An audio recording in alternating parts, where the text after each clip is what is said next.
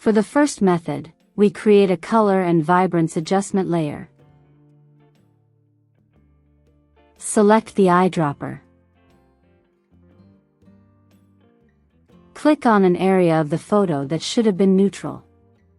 You can click on different areas to see how this changes the result.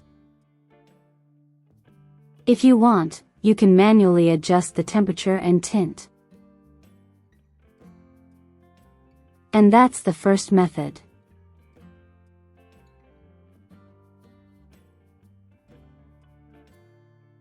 For the second method, press Ctrl+J to duplicate the background layer and convert this layer to a smart object.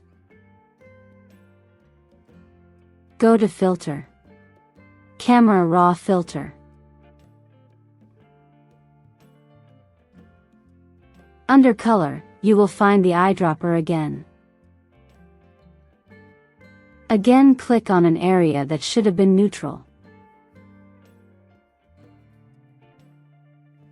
Here you can also manually adjust the temperature and tint.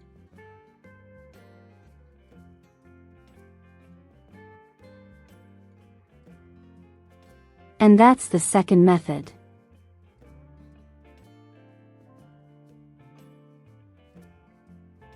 For the third method, we add a curves layer. Select the eyedropper, sample an image to set gray point. And again click on an area of the photo that should have been neutral.